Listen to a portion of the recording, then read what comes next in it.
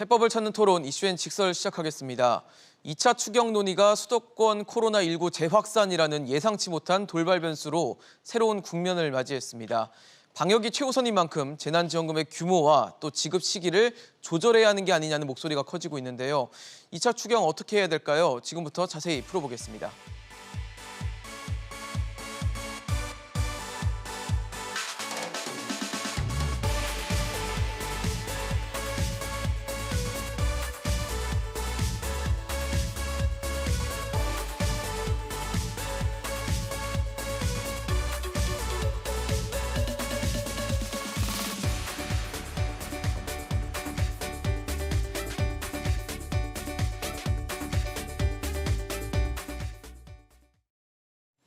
네, 오늘 함께해 주실 세 분 소개하겠습니다. 숙명여대 신세돈 명예교수, 송현경제연구소 배재수 국제경제본부장, 현대경제연구원 최양호 고문 나오셨습니다. 어서 오십시오. 네, 반갑습니다. 네, 수도권에서의 사회적 거리두기가 최고 단계로 격상되면서 이 코로나19 상황 4차 재유행으로 접어든 상황입니다. 굉장히 상황이 좋지 않아지고 있는데 이러다 보니까 당정이 추진하고 있는 소비 진작을 목표로 했던 2차 추경이 또 숙제로 떠올랐습니다. 신 교수님 어떻게 보십니까? 2차 추경 수정이 좀 필요하다 보십니까? 좀 언론이 성급한 것 같아. 언론이 성급하다. 성급하다는 이야기는 지금 물론 며칠째 한 사나흘, 뭐 한 일주일 정도 확진자 숫자가 1,000명을 넘어서니까 네. 굉장히 우리가 경계해야 할 것은 사실이죠. 네네. 근데 지난번에도 우리 말씀드렸지만 이게 하루간 어떤 확진자 숫자는 굉장히 등락이 심하기 때문에 한 일주일 정도 또는 보름 정도의 평균을 가지고 우리가 이걸 추세를 파악을 해야 된다는 차원에서 놓고 보면 물론 확실히 이제 확진자 숫자가 늘어나는 것은 사실이지만 네네. 이걸 뭐 굉장히 큰 위기가 오는 것 같이 이렇게 언론에서 확대하는 것은 저는 조금 자제를 해야 된다. 이렇게 막 하니까 지금 뭐 바로 그냥 우리가 뭐 추경 다시 뜯어 고치자. 아니 추경이 지금 아직 그 밥 물도 안 얹었거든요. 이게 그래서 네. 저는 언론이 조금 너무 성급하게 움직이는 것 같다는 생각이 들어요. 정치인은 그럴 수 있죠. 네네. 정치적인 어떤 그러나 언론은 조금 진중하게 그래서 하루하루의 움직임 말고 일주일 이동 평균을 가지고 우리가 좀 보면 저는 이런 그 추경 문제도 네. 사전에 이런 부분에 대해서 대책을 할 수 있었다. 그런 차원에서 언론이 조금 더 신중하게 나갔으면 좋겠다. 저는 그런 느낌을 많이 갖습니다. 그리고 아마 지금 이 코로나19 확진을 받는 게 이제 한 2주 전이나 한 열흘 정도 전에 이제 뭐 감염이 되면 이제 그게 이제 2주 정도 지나서 확진돼서 나타나는 경우가 왕왕 있다 보니까 아무래도 추가 경정 예산안 33조 원 중에 이제 소비 진작에 좀 많이 들어가 있잖아요. 그런 것 12조 원 정도가 들어가 있으니까 그런 것들이 과연 현실적으로 지금 가능한 상황이냐, 뭐 방역에 좀 더 우리가 나중에 무게를 둬야 되는 거 이야기하겠지만 아니냐. 우리가 나중에 계속해서 이야기를 하겠지만 말은 소비 진작인데 과거 여태껏 지금 5번, 6번의 재난지원금으로 소비가 안 살아났어요. 그러니까 정부가 자꾸 뭘 핑계로 해가지고 뭐 소비를 살린다 그러는데 네네. 경제학자의 입장에서 보면 이거 소비 안 사는 겁니다. 사실상은 소비 진작 효과가 없는 다른 목적이에요. 그러니까 상당히 정치적인 목적이 깔려 있는데 그걸 마치 경제를 살리는 것 같이 계속해서 하는 게 저는 맞듣지 않은 거고요.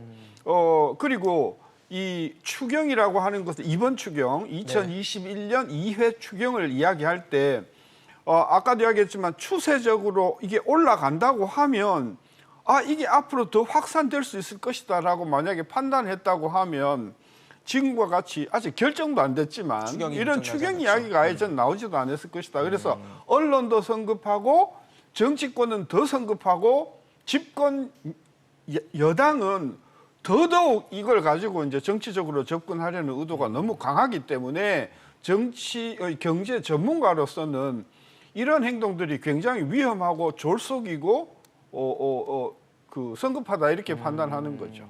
다소 좀 차분하게 좀 신중하게 냉정하게 그렇죠. 좀 바라봐야 네, 된다라는 긴 안목을 가지고 접근해야 되는데 알겠습니다. 참 뭐 이렇게 말씀을 좀 해주시는 게 지금 2차 추경이 뭐 다소 좀 성급하게 바라보는 게 아니냐는 지적을 해주셨는데 배재소 부장님께서는 어떻게 보세요? 예, 뭐 저도 신 교수님 말씀에 이제 상당 부분 동의를 합니다. 일단 뭐 소비 진작을 목표로 한다는 것은 이제 경제적인 측면에서 어떤 그 의미를 갖는다는 것인데 실질적으로 신 교수님 말씀대로 지금 이 내용을 뜯어보면 과연 소비 진작에 도움이 되겠느냐라는 그 어떤 회의감이 좀 들거든요. 네. 사실은 작년에 우리가 이런 재난지원금을 여러 차례 지원하면서 그 효과를 이미 아는 바가 있습니다. 뭐냐하면 이렇게 보면 소비 진작 효과는 작년 같은 경우에 보면 소득 1분위 계층 네. 의 정도 좀 상당히 강하고 네. 그다음에 이제 뭐 5분위 계층 여기는 뭐 사실은 뭐 재난이랄 것도 없었는데 겪은 소득이 것도 좀 사실은 높은 쪽이죠. 예, 예, 고소득자 예, 층이죠. 고소득자니까. 그래서 그런 맥락에서 보면 어떤 소비 진작 효과는 그 쏟아부은 돈에 비해서 크지 않다라는 그런 생각이 들기 때문에 그런 맥락에서 보면 지금 이 2차 추경이라는 것도 어떤 소비 진작 내지는 경기 부양 효과는 정부가 생각하거나 정치권에서 생각하는 것처럼 크지 않을 수 있다라는 그런 측면이 있고요. 다만 그럼에도 불구하고 지금 이제 2차 4차 대유행이 또 네. 이제 이미 시작이 됐으니까 그런 맥락에서 어떤 좀 지원 방향을 수정할 필요는 있겠다라는 생각이 듭니다. 우선 무엇보다도 그 백신 구매 이쪽을 좀 예산을 많이 좀 투입을 해서 접종을 빨리 늘리는 게 제일 중요할 것 같고요. 네. 그다음에 어떤 지원의 경제적 효과를 늘린다는 차원에서 소비 진작을 위해서는 소득 1분위 계층이나 2분위 계층 쪽으로 좀 더 이렇게 지원을 더 늘리는 그런 방향이 필요할 것이고 그다음에 이제 이번에 또 이제 서울 수도권에 어떤 상공인들이 또 피해를 또 입게 됐는데 네. 그런 부분에 대한 지원을 조금 늘려준다든지 아니면 이제 그 고용이 좀 불안정한 임시 일용직이라든지 실업자에 대한 구제를 늘린다든지 그런 식으로 하고 그다음에 상생 소비 지원금 있잖아요. 그 뭐 카드 사용 그 캐시백 하는 네. 거 그 부분은 사실은 어떤 소비 진작 효과라든지 경기 부양 효과가 상당히 좀 의심스러운 부분이기 때문에 이런 부분은 좀 다른 쪽으로 좀 전응하는 것도 한번 검토를 해볼 필요가 있겠다. 네. 그런 좀 수정은 필요하다는 예, 말씀을 그런 주시는 거죠. 측면에서 보면 이게 애초에 이게 뭐 4차 대유행과 관계없이 조금 이렇게 경제적인 효과를 높이는 쪽으로 좀 편성이 됐어야 한다는 그런 생각이 들고 네. 또 4차 대유행이 왔으니까 거기에 맞춰서 약간 또 조정도 필요하고 그런 생각이 듭니다. 최고님은 어떠세요? 저는 뭐 추경 아예 이번에는 그 중지를 해야 된다고 생각합니다. 왜냐하면 전제 조건이 코로나 안정세를 전제 조건으로 했거든요. 근데 이게 지금 무너진 것 전제 자체가 상태에서 틀렸다. 소비 진작과 경기 활성화를 뭐 한다는 자체가 예. 지금 전제가 조건이 지금 성립이 안 되는 상태에서 이거를 굳이 갖고 갈 이유도 없고요. 그다음에 우리가 1단계, 2단계, 3단계 뭐 많이 해봤지 않습니까? 네. 그럼 1단계 거리두기를 했을 때 얼마 후에 이게 안정화되냐면 43일이 걸렸어요. 2단계를 조치했을 때 57일, 네. 그다음에 2.5단계 때 52일이에요. 그러면 이것을 논의하는 거는 43일을 일단 지나야 돼요. 거기다 플러스 잠복기까지 하면은 거의 2달을 후에서나 이 추경이 맞는지 안 맞는지가 나오는 거거든요. 네네.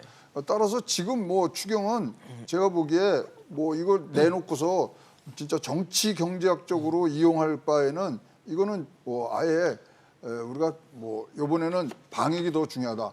저는요 이렇게 생각해요. 저 미국 같은 경우에는 백신 공급해서 확진자 수를 줄였잖아요. 네네. 대한민국은 거리두기를 줄인 나라예요. 그럼 거리두기를 지금 우리가 방역의 중심인데 그거를 무너뜨리면서 우리가 지금 뭐 경제 얘기하고 소비 얘기하고 그럴 때는 아니다. 일단 국민이 좀 불편하시더라도 네네. 불편하면 불편할수록 코로나는 빨리 가거든요. 빨리 우리 곁에서 떠나니까 이 부분은 특단의 결심을 좀 내리셔야 되지. 그리고 뭐 지금 너무나 이것이 뭐 정치 경제학적으로 지금 돌아가는 부분들에 대한 또 우려도 굉장히 많고요. 만약에 지금 이제 재정 효과를 본다 그러면 올해는 뭐 0.17% 정도 되지만 내년에는 0.24 마이너스로 가는 구축 효과가 나는 부분들도 지금 등등 여러 가지를 지금 했을 때 이 부분은 진짜로 조금 다른 각도에서 봐주시기를 좀 간곡히 부탁드립니다. 네. 사실 근데 추경안을 두고 지금 뭐 논의를 해야 되냐 마냐를 두고 얘기를 했는데 사실 지금 그 재난지원금으로 불리는 이 지원 금을 두고도 여전히 결론이 나지 않았습니다. 소득 하위 80%를 준다고 했다가 또 전 국민 지원까지도 검토를 하고 있다는 얘기가 들리면서 과연 누구에게 얼마나 주는 것이냐가 지금 아직도 숙제로 남아있는 상황인데 교수님 보시기엔 어떠십니까? 80, 뭐 90 얘기도 나오고 뭐 다 줄 건지 잘 모르겠습니다. 진짜 한심해요. 진짜 한심한 게 뭐냐 하면 우리가 이 이야기를 한 게 벌써 작년 3월부터 이야기했어요. 저희 뭐냐? 되게 많이 했죠. 방역이냐 자주 했죠. 경제냐. 예? 둘 중에 뭐가 먼저냐는 거예요. 우리 경제학자들이나 많은 그 의료 전문가들은 방역이다. 방역을 방역이 잡아야? 바로 경제다. 따라서 방역을 조금 고통스럽더라도 방역을 세게 하고 조금 시간이 지나면 자연히 아까 우리 최고본 말씀 맞다나 거리 두기로 방역이 되는 거잖아요. 조금 될랑 싶으니까 K 방역이다. 세상에 자랑을 해가지고 2차 오게 하고 금도 쪼고 그저 사람 교회도 못 가게 하고 그러다가 조금 나아지니까 또 돈 풀고 계속 도대체 이 정부가 할 줄 아는 게 뭐냐. 딱 하나 있어요. 뭐 정치적으로 이용하는 걸 잘하는 거야. 조금이라도 나아지면 그걸 가지고 막 정치적인 성과로 선전을 하고 그죠? 조금 어려워지면 또 돈으로 그냥 모든 사람 주머니에 몇십만 원씩 이렇게 넣어주는 걸로 계속해서 갈팡질팡 우왕좌왕하면서 방역도 못하고 경제도 못 살렸다. 저는 그런 차원에서 최고문하고 생각이 조금 다른 것이 뭐냐면 추경은 해야 된다. 네. 추경은 해야 되는데 아까 우리 의논하겠지만 예. 이 추경의 목적이 뭐냐는 거예요. 타겟이 뭐냐는 거예요. 네. 첫째, 저소득층이냐? 아까 우리 배 본부장님 잘 말씀하셨는데 지난 1년 반 동안 돈이 지급된 것을 보면 네. 1분이나 5분이나 정부에서 들어가는 소위 공적 이전은요 거의 차이가 없어요. 무슨 이야기냐? 정부가 저소득층에게 돈을 줄 수 있는 능력이 없다는 거예요. 누가 소득이 적은지를 모른다는 거예요. 사실은 전 국민에게 주자라는 말이 나왔을 때 그 이유 중에 하나도 정부가 돈을 많이 버는지 못 버는지를 분간할 능력이 없다. 그러니 다 주자 그 말이 나왔잖아요. 그래서 저는 저소득층 주는 거 찬성하는데 네. 정부가 저소득층을 이렇게 콕 집어서 줄 수 있는 능력이 없다. 그렇죠? 그다음에 캐시백 이거 효과 없는 거 많잖아가 다 아는 거예요. 결국은 추경을 편성을 하되 피해를 입은 소상공인한테 피해에 비례해서 주고 이 피해는 작년 3월서부터 출범이 됐으니까 네. 작년 3월서부터 폐업을 했든 안 했든 영업을 하든 안 하든 그 피해에 비례해서 계산을 해보면 저는 평균적으로 한 2천만 원에서 2,500만 원 정도 자영업자들한테 네네. 지난 1년 반 동안의 네. 피해를 줄 수 있다. 저는 그런 차원에서 조금 집중적으로 그들이 좋아하는 말로 선택과 집중으로 피해 중소기업 자영업자들한테 피해를 충분히 이렇게 만회할 수 있는 돈을 주는 돈으로서는 여태껏 추경이 부족하니 그거는 네네. 좀 주자. 저는 그런 입장인 거죠. 참 소상공 네. 네. 근데 그게 똑같은 지금 저도 생각을 하는데 네. 지금 그거는 할 수 있는 법이 생겼잖아요. 손실보상법. 네, 네. 지금 공포하고 이제 3개월 후에 시행하는데 공포일로부터 피해받은 건 오롯이 가거든요. 그러면 사실 이거에 대한 재원도 지금 얘기가 안 되고 있고요. 네. 그렇다면 지금 현재 손실보상법이 진짜 우리 신 교수님이 말씀하신 것처럼 집중적으로 피해받은 데 지금 들어갈 수 있는 부분들로 가야 되는 거 아니겠습니까? 근데 보시면요 피해도 우리 뭐 마트나 뭐 이런데 지금 뭐 이런데 뭐 굉장히 어려웠겠지 뭐 대면하는데 어렵겠지 거기는 또 2.3% 지금 증가했어요. 그럼 제일 많이 지금 뭐 한 데가 잘 아시겠지만 뭐 이 여행업이라든가 뭐 등등 또 소상공인들 많이 계시겠지만 그거를 어떻게 지금 오롯이 우리의 그 지원책에다 가다듬어야 되느냐고요. 그다음에 두 번째 이거는 분명하게 우리가 이 정부에서 굉장히 사회 안전망에 대해서 굉장히 많은 노력을 했잖아요. 이럴 때 쓰자고 한 게 사회 안전망인데 그게 하나도 작동 안 되는 거 아닙니까? 이러면 등등 여러 가지 했을 때 진짜로 뭐 굉장히 우리가 재원이 많은 것도 아니고 기축통화국도 아니고 이거 뭐 진짜로 국민이 낸 세금이 지금 좀 더 거쳐서 지금 뭐 준다 그러는데 진짜 이제 피해 입은 데 주는 것이 맞다고 생각을 합니다. 사실 뭐 정부가 이제 방역을 이유로 해서 사회적 거리두기를 단계를 올리고 강화하면서 자영업자들이 사실 굉장한 피해를 입었습니다. 근데 손실보상법을 뭐 만들어 놓긴 했지만 아직 공포까지는 석 달 정도의 시간이 좀 필요하고, 그리고 소급 적용을 또 하지 않는다고 하면서 이전에 피해봤던 분들은 그냥 피해를 본 채 망연자실한 상황이 연출되고 있는데, 지원금마저도 월 최대가 최대 900만 원까지만 가능하고 그 이상으로는 올릴 수 없다고 합니다. 일단 홍남기 경제부총리는 6천억 원이라는 현재 이 손실보상액이 부족하면 내년 예산으로 통해서 해야 된다. 그러니까 지금 당장 뭘 할 수는 없다라는 입장이어서 소상공인들이 당장의 어려움을 해소하기에는 좀 굉장히 갈급하다라는 생각이 좀 드는데, 본부장님은 어떻게 보십니까? 소상공인에 대한 지원 어떻게 될까요? 지금 이제 2차 추경 보면 그 소상공인 관련 이제 지원 예산이 6천억 원 돼 있고 예. 이제 기존 피해 지원금이 이제 3조 뭐 2,500억 원 정도 이렇게 책정이 돼 있습니다. 그래서 일단 제 생각은 그 이번 그 4차 대유행에 따른 어떤 피해를 좀 두고는 봐야 될 것 같아요. 그래서 지금 당장 그 이제 이것이 뭐 한 2주 정도 지금 수도권 대상으로 지금 이제 이렇게 셧다운이 들어갔는데 그걸로 이게 끝나게 되면 사실은 뭐 현재의 어떤 추경으로도 커버가 가능할지 뭐 그런 부분을 한번 검토를 해봐야 될 것 같고, 만약 이게 장기화된다 이런 상황이 오게 되면 다시 또 이제 뭐 이거는 2차 추경으로 끝날 문제는 아닐 것 같고요. 그러면 3차 추경이든 뭐든 그런 식의 어떤 또 다른 대책이 필요할 것 같고요. 다만 이제 제가 하나 이제 좀 장기적인 관점에서 좀 볼 필요도 있다라는 말씀을 드리고 싶은데요. 뭐냐하면 사실은 지금 우리나라가 뭐 음식 숙박 이쪽 그다음에 뭐 도소매라든지 네, 이런 서비스 업종이 이 자영 서비스 업적이 숫자가 너무 많지 않습니까? 많죠. 그래서 예. 그런 부분을 차제에 좀 이렇게 다른 분야로 이렇게 좀 전업을 시키는 그런 측면의 어떤 노력도 정부가 좀 해주는 게 좋지 않겠나. 특히 이제 요새는 이제 뭐 디지털 기술이라든지 이런 걸 활용해서 뭔가 좀 다른 어떤 형태의 어떤 업무 수행 방식을 도입한다든지 아니면은 다른 뭐 어떤 연관 업종으로 이렇게 조금 이렇게 나아간다든지 이런 식으로 네. 어떤 뭔가 이렇게 그런 구조 조정 내지는 그런 노력이 좀 필요하다 그런 생각도 듭니다. 그래서 만약 다시 추경을 재편성하게 된다 그러면 그런 부분에 대해서도 좀 우리가 좀 유념을 해야 되지 않겠나. 네, 교수님. 그 집권당도 그러고요. 이 정책을 주도하는 저는 정부도 그러고요. 네. 아니 천생에 무슨 자영업자들하고 무슨 척이 그렇게 져서 이 자영업자를 그렇게 홀대하는지 모르겠어요. 600만 정도 되거든요. 네, 네. 보세요. 맞습니다. 작년에 재작년 성장률이 2%에서 작년에 마이너스 1로 3% 포인트 떨어졌거든요.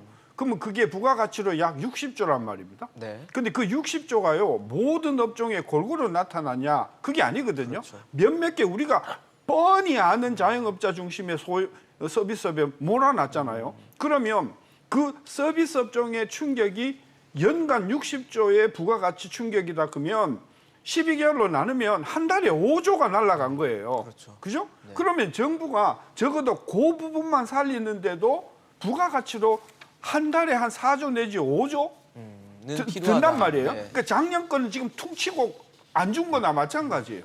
그죠? 작년에 준 거 다 합해 보니까 중소기업한테 들어간 게 10조 정도밖에 안 되니까 작년에 또 안 줬어요. 그리고 금년에도 뭐 지금 손실보상법이 근데 공표 7월 1일부터 하고 발효는 10월 1일인데 7월 1일부터 한다니까 또 상반기는 또 퉁친 거예요. 그러면 적어도 계산을 해보면 중소자영업자는 작년하고 금년 상반기 동안이 거의 100조 손해 났는데 찔끔 준 게 얼마냐? 500만 원 준 게 제일 많이 준 건데 500만 원 준 것도 숫자가 11만 밖에 안 돼요. 그전에 200만 줬는데 18만. 근데 이번에도 900만 준다고 그러는데 내가 모르긴 해도 900만 원 받는 사람은 10,000명, 2만 명밖에 안 될 것 같아요. 1%가 안 된다고 네. 하더라고요. 그러니까 그걸 줘놓고서는 600만 자영업자들한테 자기네들은 자영업자를 위해서 할 만큼 했다. 도대체 저는 이 정부가 누구를 위해서 존재하는지 저는 모르겠고요. 이렇게 자영업자를 600만 명을 가족까지 합하면 1,000만 명을 사실상 죽여놓잖아요. 그 후유증은 계속 갈 거란 말이에요.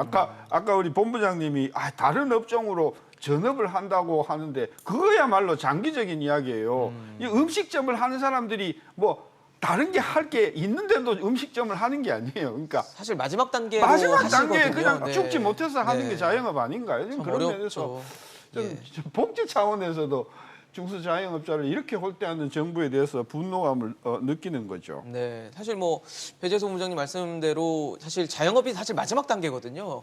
이제 자영업자에서 다시 뭐 회사로 들어가거나 이런 게 굉장히 어려운 지금 상황이기 때문에 장기적인 과제에 있어서 그런 부분도 분명히 연구를 좀 해야 되고 대책이 필요하다는 데는 동의를 하겠지만 소상공인들은 사실 오늘 내일 하거든요. 그렇기 때문에 지금 당장 뭔가 할 수 있는 대책들이 필요한데 정부는 지금 최대 900만 원 일부에게 주고 그 이상을 줄 수 없다고 하고 있으니까 힘들죠. 소상공인의 빚이 평균이 1억 7천만 원으로 올라갔습니다. 평균이요. 예. 그럼 뭐 지금 뭐 금융 불균형이라든가 여러 가지 뭐 금리 인상한다 그러고 뭐 등등 여러 가지가 지금 나오고 있습니다만은 이것만 지금 뭐 조금 보조를 해준다든가 이런 거에 대한 어떤 조치를 해주면은 분명히 이제 일어날 수 있는 발판을 만드는 거거든요. 어차피 지금 뭐 경제는 뭐 회복하는 단계에서 이런 굴곡을 겪고 있습니다만은 우상향하는 거는 보이기 때문에 그러면 그때까지 살아남을 수 있는 토대만 주면 되는 거거든요. 그래서 네. 이런 것들이 사실 세금 줄여줘야 되고요. 지금 뭐 현금으로 줘서 그걸 쓰게 하는 게 아니라 재정 정책도 이제는 모습을 달리해야 되는 부분들이 분명히 요번 뭐 5차 그러니까 이 재난지원금을 중심으로 해서 우리가 이거는 정말 격렬하게 뭐 논의를 해야 될 부분이 아닌가 생각을 됩니다. 네, 이렇게 소상공인들에 대한 어떤 지원도 부족한데 그런 상황에서 재난지원금에 대한 소득 하위 뭐 몇 % 준다 이것도 아직 결론을 못 내고 있으니까. 아니, 그러니까 지금요 이 재난지원금에 대해서 예. 명확한 어떤 명분과 기준 제시를 못한 거예요. 5번 갈팡질팡했으면 실력 다 나온 거 아닙니까? 그럼 뭐 우리가 뭐 건보료를 하냐 소득 인정액으로 하냐 뭐 등등 하는데 다 장단점이 있고요. 그 명분이 없으니까 거기에 대해서 맞는 기준을 제시를 못하는 거죠. 그래서 뭐 다 주면 다 주고 아니면은 진짜로 미국식으로 다 일단 똑같이 나눠주고 세금 거둘 때 거기에 대해서 다시 조정을 하면 반납하는 되거든요. 그러면 그거는 지금 뭐 들어가는 돈도 별로 없어요. 지금 20% 제외하는 비용이요 509억이 나왔어요. 행정적으로. 이런 돈 쓰면서 할 냈고요. 이유도 없죠. 그리고 이렇게 해서 이게 완벽하냐? 절대 완벽하지가 않거든요. 여기저기서 뭐 나는 왜 나는 맞벌인데 뭐 왜 자산소득이 들어가 또 건보료 하면은 100인 미만은 2019년도가 기준이에요. 작년 기준이 아니에요. 등등 지금 굉장히 골치 아픈 부분들이 있기 때문에 네. 이거는 다른 각도에서 좀 보는 것이 맞다고 보입니다. 네, 사실 이렇게 코로나 지금 4차 재유행 단계에 들어오다 보니까 정부가 얼마 전에 하반기 경제정책 방향을 통해서 제시했던 올해 경제 성장률 4.2% 달성이 가능할 것인가를 두고도 설왕설래가 오가고 있습니다. 본부장님 보시기에는 어떠세요? 4.2라는 숫자가 사실 여러 가지 전제를 깔고 한 숫자이긴 한데 과연 지금같이 코로나 다시 재유행이 되는 상황에서의 4.2%라는 숫자 달성이 좀 가능하다고 보십니까? 지금 그 지난 5월 한국은행의 경제 전망을 보면 네. 그 비관적 시나리오가 있습니다. 그 비관적인 시나리오는 이제 백신 접종이 지연되고 네. 또 그다음에 코로나 확산세가 이게 진정되는 게 예상보다 차질을 빚게 되는 그런 경우인데 그럴 경우에 이제 GDP 성장률이 원래 기준 시나리오가 4.0이었는데 네. 비관적인 시나리오에서는 3.4입니다. 그러니까 0.6% 포인트 떨어질 것이다. 성장률이 떨어진다 그렇게 봤는데 아마 정부도 당연히 그런 어떤 비관적인 시나리오를 갖고 있을 거예요. 그렇겠죠. 근데 이제 현재 이 4차 대유행이 시작이 됐는데 이것이 이제 앞으로 이제 2주 내에 뭐 진정이 된다 이렇게 되면 이런 비관적인 시나리오가 현실화되지는 않을 거라고 생각이 됩니다. 다만 그래서 지금 뭐 백신 접종이 일단 지금 계획대로 진행이 되고 있고 지금 또 대유행이 지금 이제 수도권에 좀 한정된 그런 측면에서 이제 지방은 여전히 생산이라든지 이런 부분에서 차질이 없고 또 지금 금융시장 충격도 생각보다는 크지 않아요. 그래서 하여튼 지금 2주 정도 내에 이것이 좀 진정이 되면 좀 그냥 원래 어떤 기준 시나리오대로 갈 수 있겠다라는 생각이 드는데 다만 이제 이게 장기화되고 전국으로 확산되게 되면 상당한 경제적인 충격이 좀 있을 수 있습니다. 이미 이게 경제가 한번 충격을 받은 위에 다시 또 이제 설상가상격으로 네. 이렇게 또 덮치는 거기 때문에 그래서 당장 뭐 우선 단기적으로 보면 더블 딥 그러면 다시 딥 침체가 그러면 오는. 예, 그러면은 성장률 분기 성장률이 또 마이너스로 떨어지는 그런 사태가 올 수도 있고 장기적으로 보면 어떤 우리 잠재 성장률 내지는 잠재 성장 능력 자체가 상당히 저하될 수 있습니다. 예를 들면은 지금 산업별로라든지 뭐 어떤 이런 별로 이렇게 격차가 굉장히 커지고 있지 네네. 않습니까? 양극화가 종사상 벌어지고 지위별 있죠. 어떤 소득 예. 격차도 커지고 있고 그런 것들이 상당히 좀 나쁜 측면이 있고 그다음에 경제 주체의 행태도 지금 보면 좀 위험 회피적으로 많이 변하고 있습니다. 지금 작년 같은 경우에 지금 돈을 이렇게 쏟아부었지만 상당 그 부분이 이제 이렇게 저축을 늘리는 데 들어갔거든. 특히 작년 4, 4분기나 금년 1, 4분기의 총 저축률을 보면 37%를 넘었어요. 그러니까 제가 볼 때 이게 37%는 아마 사상 초유의 숫자가 아닌가 싶은데요. 그 정도로 지금 어떤 돈을 일단 갖고 있으려고 하는 일단 거군요. 예비적인 네. 어떤 위험이 자꾸 이렇게 대비하기 도래하니까 이런 예비적인 동기에서 저축을 많이 늘리고 있고 기업들도 지금 투자를 뭐 물론 많이 하고 있지만 또 충격을 받을 수가 있고 또 그다음에 이제 네. 실업 이런 부분도 이렇게 자꾸 이제 일단 지금 이번에 실업된 사람들이 많은데 이런 식으로 장기적으로 끌게 되면 어떤 실업이 영구화되면서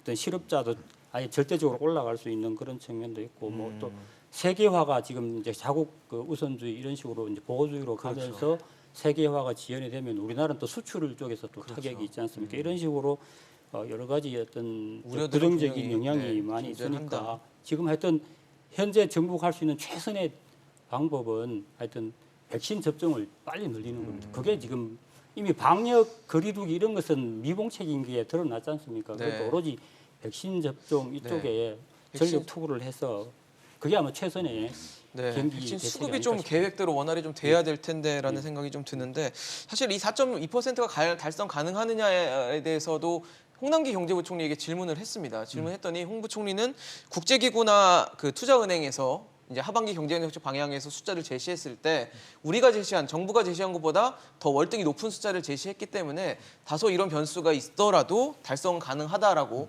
다소 낙관적인 전망을 내놨거든요. 이게 낙관적인가요? 아니면 객관적인가요?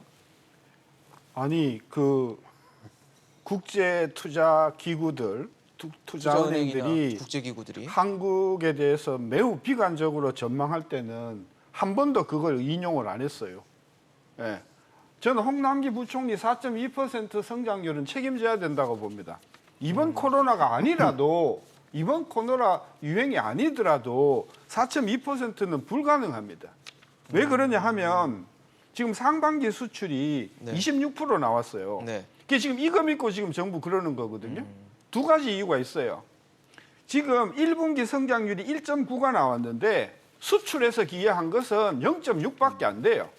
그러니까 수출이 상반기에 굉장히 좋았음에도 불구하고 성장률에 크게 영향을 못 미치는 이유는 수입이 굉장히 따라서 많이 늘기 때문에 진짜 성장률에는 굉장히 큰 영향을 미치는 것 같아도 네. 수입 때문에 안 미치는 게 지금 통계로 나오고요. 그다음에 상반기 수출이 26% 나온 이유도 네. 작년에 수출이 같은 분기 상반기에 마이너스 11%였어요. 너무 안 좋았죠. 기저효과였어요. 작년 하반기에 수출이 어쨌는가 0.3% 증가했어요. 작년 하반기에는 수출이 같은 기간 1년 전에 비해서 안 줄었어요. 기저효과 없다는 이야기죠. 그러면 하반기 수출 증가율은 상반기 26%보다는 훨씬 더 떨어질 것 아닙니까? 떨어지는 데다가 수입이 지금 폭등하고 있기 때문에 결론 수출 부분에서는 성장률에 크게 기여를 못할 것이다. 그럼 결국 내수에서 그럼 역할을 내수다. 해줘야 된다. 그럼 내수는 소비하고 투자인데 그렇죠. 투자가 재작년이 굉장히 좋았어요. 좋았죠. 네. 그것도 물론 대부분이 공공주도이긴 하지만 따라서 정부가 계속해서 거기에 더해서 공공투자를 더 하려고 하면 돈이 더 많이 들어가야 되는데 작년에는 그래도 뭐 한국판 뉴딜이니 뭐니 해서 정부 지금은 그럴 여유가 없지 않습니까? 공공투자 제한적이죠. 근데 민간 투자는 뭐 몇몇 개 반도체 분야를 제외하면 지금 자동차도 별로 안 좋지 않습니까? 네.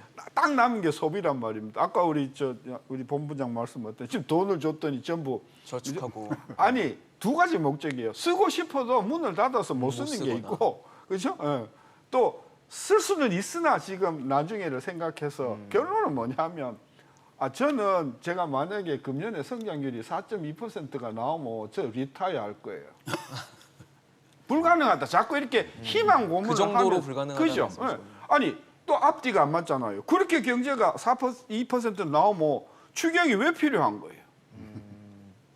그러니까 말씀하신 대로 수출에서의 기여도가 낮기 때문에 내수에서 뭔가를 해줘야 되고 내수 중에서도 소비가 제 역할을 해줘야 되는데 지금 소비가 같은 제일 커요. 상황에서는 우리 경제 전체 네. 절반이 소비인데 지금 소비를 아까도 그랬잖아요. 자영업자들이 600만 명인데 이분들이 돈은 못 벌고 계속해서 빚을 늘리는 상황에서 이분들이 나가서 TV를 바꿀 수 있겠어요? 이분들이 쓸 뭐 수가 냉장고를 없다는 얘기겠죠. 돈이 없어요. 그리고 쓸만한 사람들은 한테 돈을 줬더니 뭐 공무원이나 그렇죠? 뭐 하위 60% 회사 다니는 회사원들한테 돈을 줬더니 이분들은 나가서 쓸래야 가게가 문 닫아서 못 쓰는 것도 있고 그렇죠? 갖고 있고. 갖고 있고 기존 소비를 대체하거나. 안 쓴다니까. 네. 그러니까 이 내수가 살아나기는 참 어려운 구조다. 그런 차원에서 4.2% 국내 기관 어디 한번 듣다 보세요. OECD 3.8, 현대경제연구원 3.5, LG 4.0, KDI 3.8, 한국은행 4.0, 그렇죠? 한국은행도 상당히 낙관적으로 본 건데 기존은 거의 더 얹어갖고 4.2. 네. 저는 4.2 연말에 4.2가 나오는지 안 나오는지 두고 볼 거고요. 네. 책임 좀 지셔야 된다. 자본시장연구원만 4.3이라는 숫자를 제시했고 나머지 기관들은 다 저 낮은 자본시장 연구원은 저 뭡니까 금융위 산하 네, 뭐 기재부 정보산하에 있죠. 안에 있는 연구소죠. 근데 알겠습니다. 저게요 조건이 하나 있잖아요. 팬데믹이 재확산이 없다고 했을 때 나오는 거고요. 그러니까 긍정적인 시나리오 네. 하에서의 근데 이제 얘기인 홍남기 거죠. 부총리가 그 보시는 그 뭐 IB 보고서들이 어떤 건지 모르지만 제가 본 보고서는 네. 지금 만약에 이 4차 팬데믹이 더 이렇게 확산이 되면은 우리나라 올해 성장률은 마이너스 0.75에서 마이너스 2.25까지 지금 내려간다는 것이 연간이요? 예 역성장을 할 것이다. 역성장하는 것도 우리가 뭐 지금 나와 있는 감안을 해야 IB 된다는 보고서 중에 말씀이시죠. 있습니다. 최악의 시나리오에서는. 네, 거기다가 이것의 가장 큰 원인 중에 하나가 뭐냐면요. 지금 우리나라 부채가 963조예요, 정부 부채. 예, 예. 그러면 분명히 이 정부에서는 요번에 이렇게 해서 4차 팬데믹이 왔기 때문에 추경으로 더 쓰려고 그럴 겁니다. 지금 벌써 홍남기 부총리 벌써 쉴드 치잖아요. 더 증액 안 된다. 다 그럼 그 얘기가 나왔다는 얘기거든요. 그럼 네. 40조만 원 주면 우리나라 1,000조 국가 부채가 있는 겁니다. 이 부채가 다른 어떠한 영향으로 금리 인상이라든가 뭐 여러 가지 또 뭐 달러, 원 달러의 환율 뭐 이런 걸로 해서 한번 흔들리잖아요. 네네. 그러면 충분히 갈 수 있는 게 마이너스 역성장이기 때문에 이 부분에 대해서는 굉장히 지금 조심해서 해야 되고 4.2 얘기는 이제 저기 뭐 박물관에 보내야죠. 그거는 뭐 그냥 한번 본 걸로 하고 책상 밑에 놓고 마이너스 성장한다는 각오로 지금 가도 이 위기 넘어갈까 말까 할 정도로 굉장히 긴급화되는 거는 다들 잘 아실 거예요. 지금 네. 말을 못해서 그렇죠. 사실 저희가 뭐 얘기하는 게 4.2%를 달성하기를 다 바라는 마음이 있지만 현실적으로 그리고 냉정하게 현실을 바라봐야지 그에 맞는 또 정책적인 지원이 가능하기 때문에 이런 말씀을 드린다는 점 다시 한번 강조드리겠습니다. 사실 이렇게 재정 정책에 대해서도 얘기를 하는데 또 하나의 정책이 이제 통화 정책일 거예요. 특히 한국은행 같은 경우는 이주일 총재 입을 빌려서 기준금리를 연내 인상할 수도 있다라는 계획 그리고 시사를 연달아 해왔는데 이렇게 코로나19 재확산이 되다 보면 기준금리를 인상한다는 것도 상당히 좀 어려워질 수 있다라는 생각이 좀 드는데요. 어떻게 봐야 될까요, 본부장님? 지금 현재 이제 시장에 그러니까 이건 이제 4차 대유행 전 얘기지만 시장의 어떤 유력한 금리 인상 전망은 한국은행이 8월 달에 금리를 한번 올리고 또 연말 이내에 한 번 더 해서 한 2번 정도 뭐 한 11월 정도가 되겠네요. 예, 하여튼 그 정도 금통일 올릴 12월 거라는 없으니. 그런 전망이 좀 지배적이었었는데 이제 여기서 이제 한국은행이 금리를 이렇게 올리려고 하는 이유를 좀 우리가 좀 떠들러 봐야 되는데요. 예. 그래서 지금 먼저 이게 우리나라 금리가 좀 비정상적으로 낮다라는 측면이 있습니다. 지금 기준금리가 0.5%인데 그렇죠. 그리고 지금 국고채 3년물 금리가 1.1% 정도밖에 안 돼요. 근데 네. 지금 금년도 소비자 물가 상승률 전망치가 1.8%거든요. 그러면 3년물 금리조차도 지금 마이너스 실질 금리에 있는데 이래서는 좀 곤란하다라는 그런 측면이 있고 또 하나 이제 한국은행은 금년 이제 말이나 이쯤 되면 아마 GDP 갭이 이제 플러스로 이제 전환된다라고 그렇게 예상을 하고 있습니다. 그러면은 거기에 대비한 어떤 금리 인상이 또 필요해지는 것이고, 그다음에 지금 또 하나 이제 좀 한국은행이 염려하는 게 금융 불균형금, 예를 들면 가계부채 증가라든지 그렇죠. 자산 가격의 어떤 과다 상승 내지 버블이나, 버블 네. 이런 것이 지금 심하기 때문에 이게 지금 경기 회복, 이미 이제 우리나라가 경기 회복 국면에 들어섰는데 더 늦기 전에 이런 불균형을 조금 조정해 줘야지 어떤 그 앞으로 경기 회복세 유지가 가능할 거라는 그런 판단도 하고 있는 것 같습니다. 마지막으로 이제 한미 간 금리 격차 문제도 좀 우리가 그렇죠. 생각을 해야 되는데요. 네. 지금 한미 간 금리 격차가 거의 지금 뭐 같거나 아니면 지금 조만간 역전될 상황도 예상할 수 있기 때문에 이렇게 되면 외자 유출이 생기면서 우리나라 그렇죠. 금융시장이 불안정해질 수 있고 그러면 좀 견디기 어려운 그런 상황이 됩니다. 그래서 그런 여러 가지를 감안했을 때 이제 한국은행은 좀 금리를 올려야 된다라는 그런 어떤 압박감을 많이 느끼고 있는 것 같은데요. 네. 그래서 만약 그 코로나 4차 대유행이 2주간 거리두기 이런 곳에서 진정이 되면 그럴 경우에는 아마 제 생각에는 기존의 어떤 금리 인상 어떤 방향이 그대로 유지되면서 아마 한 차례 내지는 두 차례까지도 가능할 수 있겠다라는 그런 전망을 할 수 있는데, 다만 이제 이런 어떤 걸 하기 위해서는 정부가 좀 도와줘야 됩니다. 아까도 말씀드렸지만은 가계부채 누중이라든지 주택 가격 상승이라든지 이런 어떤 금융 불균형을 좀 다른 금융위 대책이라든지 기재부 대책을 통해서 그런 걸 좀 줄여주면 한국은행이 훨씬 그런 어떤 정책 금리 인상 부담을 좀 덜 수 있다라는 측면이 있거든요. 그래서 그런 측면에서 좀 정부가 도와줘야 된다 그런 생각도 듭니다. 교수님, 근데 사실 지금 뭐 2주 정도 동안의 거리두기 격상을 통해서 잡히면 참 좋겠죠. 좋은데 이렇게 어쨌든 거리두기를 하면 흔적이라는 게 남잖아요. 자영업자들이 뭐 2주 끝났다고 해서 갑자기 또 경기가 살아나고 이런 건 아니기 때문에 그 흔적들은 남아있고 그 피해가 유지가 돼서 있는 상태일 텐데 뭐 2주가 끝났다고 2주 안에 잡혔다고 해도 과연 금리 인상 카드를 쉽게 꺼낼 수 있냐에 대해서는 좀 의문이 들거든요. 그러니까 지금 많은 분들이 한국은행을 포함해서 기재부를 포함해서 정치권을 포함해서 혼돈하고 있는 게 뭐냐 하면요. 예. 정부는 정부의 역할이 있고 한국은행의 역할이 있어요. 한국은행의 역할이 뭐죠? 물가, 금융 안정이에요. 근데 기준금리를 지금 뭐 한 번이 됐든 두 번이 됐든 금년 내 올린다고 합시다. 물가 잡히냐고요? 물가 안 잡혀요. 그러니까 말은 한국은행이 물가 안정이라고 하지만 지금 물가가 불안한 이유는 가장 큰 이유가 에너지 가격이 지금 올라가면서 세계가 불안한 거예요. 네. 그거는 통제할 방법이 없어요. 그래서 한국은행이 물가를 위해서 금리를 올린다는 것도 말은 할 수 있지만 실제로 그 이유는 아니고요. 그다음에 이제 그 뭡니까? 성장? 금리 올려도 성장해요. 뭐 투자 영향 별로 안 줘요. 금리 내려도 성장이 안 늘었지만 올려도 성장 별로 안 주고요. 그러니까 한국은행이 금리를 올리겠다라고 자꾸 지금 급하게 이야기하는 이유가 뭐냐? 저는 환율 불안이라고 봐요. 지금 한 서너 달 사이에 환율이 막 치솟고 10% 이상 가까이 1,100원에서 1,150원이니까 한 5% 올랐잖아요. 네. 그럼 연율로 따지면 15%, 20%잖아요. 이렇게 되면요. 국내에 투자한 외국계 자금은 물론이고 국내 자금도 불안한 거예요. 달러로 투자하는 게 낫겠다. 이렇게 되면 돈이 걷잡을 수 없이 나가거든요. 여기에 금리 역전까지 되면 또 그게 속도가 근데 붙을 수 있는 금리는 뭐 연준이 네. 올려봤자 뭐 0.25, 0.5일 거 아니에요. 최대 근데 환율은 0.5겠죠. 이게 뭐 한두 달 사이에 3, 4% 그냥 순식간에 올라가는 거잖아요. 한국은행이 저는 말은 안 하지만 금리를 올려야 된다고 지금 서둘러 칼을 가하는 이유는 네. 환율이 자꾸 원화가 약세가 되는 것이 걱정인 거예요.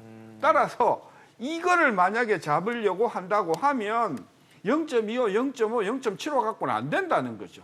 더 큰 폭의 뭔가가 있어야 더 된다. 큰 폭으로 올려줘야 되고 네. 미국이 만약에 금리를 0.25 올려버리면 거기에 더해서 더 많이 올려야 되는 거예요. 그게 현실적으로 가능한가요? 그러니까 그게 지금 딜레마인 거예요. 아까 우리 배 본부장님 말 한국의 금리가 미국에 비해서 상대적으로 너무 낮다 보니까 이 기본적으로 이런 상태가 유지됐는데 네. 그 이유는 그래도 그동안은 원화가 강세였어요. 그러니까 한국 돈을 갖고 있는 것이 상대적으로 나았죠. 환차 이익이 있었어요. 근데 상황이 뒤집어졌잖아요. 걷잡을 수 없는 외환시장의 불안과 금융시장의 불안이 올 수 있다. 이게 지금 제가 생각하기에는 한은이 지금 금리를 올릴 들먹이는 것이다라고 이유다. 따라서 자꾸 뭐 물가 이야기하거나 성장 이야기해서 이게 뭐 상충이 되니 많이 이런 이야기를 하는 거는 상황을 모르는 사람들이고 금융시장, 특히 외환시장의 안정을 유지하기 위해서는 그래서 많은 선진국의 그 후진국을 포함해서 그 이머징 마켓의 중앙은행이 영국을 포함해서 금리를 서둘러 올린 것도 급격한 자금 유출을 막기 위한 것이다. 저는 그래요. 그래서 앞으로 우리 국민들이 주가든 금리든 무엇을 관점으로 봐야 되냐 하면 환율이 불안한 것이 얼마나 지속될 것인가. 이게 한국은행의 저는 최고의 고민이다. 저는 그렇게 해석하는 거죠. 지금까지 이제 신세동 교수께서 말씀해주신 그 부분이요, 한국의 위기가 찾아오는 전형적인 패턴이었어요. 반도체 뭐 이렇게 하고 착시 일어나는데 수출이 확 잘 돼요. 예. 그다음에 뭐 환율이 막 어마무시하게 이제 올라갑니다.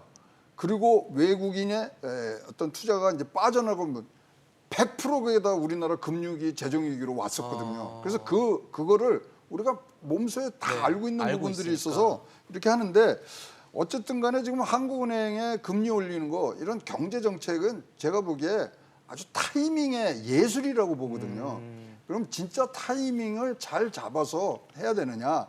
그건 오롯이 이주열 하는 총재가 네. 이끌고 있는 한은의 독립적인 결정이겠습니다만은 이 부분은 진짜 타이밍 한 번 뺏기면요, 타이밍 딱 한 번 뺏기고 20년간 고생한 나라 있잖아요. 네. 우리 옆에 나라 한 번 뺏기면 그렇게 되거든요. 그래서 굉장히 고민들을 많이 해주셔야 된다. 그러나 아까 그거를 우리 금융위기 안 올라면 지금 딱 그 시점에 왔어요. 외환시장 안정 굉장히 지금 중요합니다.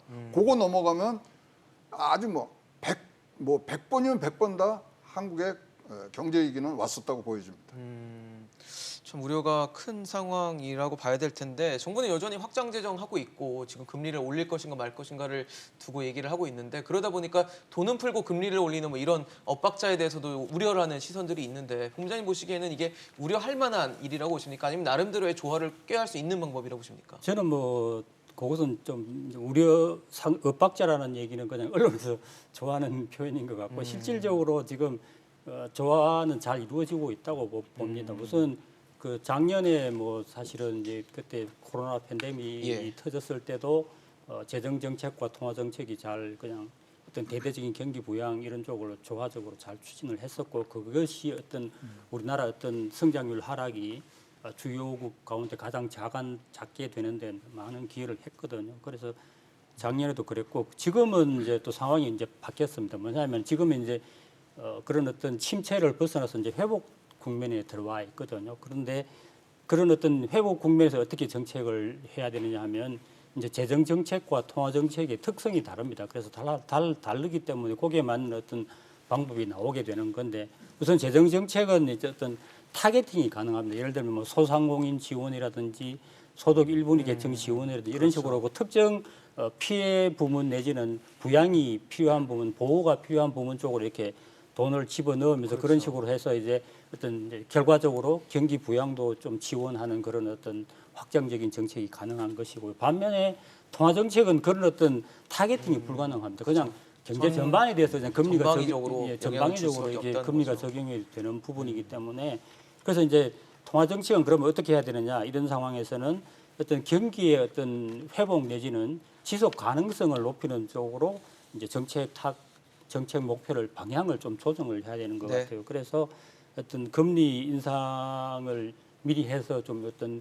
경기 어떤 과열을 사전에 차단한다든지 또 누적된 금융 불균형을 좀 줄여준다든지 이런 또 금융 안정을 또 유지한다든지 이런 식으로 해서 어떤 경기가 이렇게 회복이 되되 너무 이렇게 단기간에 과열된다든지 이런 식으로 가지 말고 지속 가능하게 안정적으로 이렇게 회복 기조를 유지할 수 있도록 하는데 이제 통화 정책은 방점을 찍는 거죠. 그런 식으로 하면 지금 얼핏 보기에는 좀 상충되어 보이는 것 같지만 금리 인상 이런 것들이 사실은 오히려 조화된다 이런 얘기죠. 그래서 결국은 그렇게 함으로써 어떤 경기 회복이 좀 더 확산되고 지속될 수 있을 것이다. 저는 그렇게 봅니다.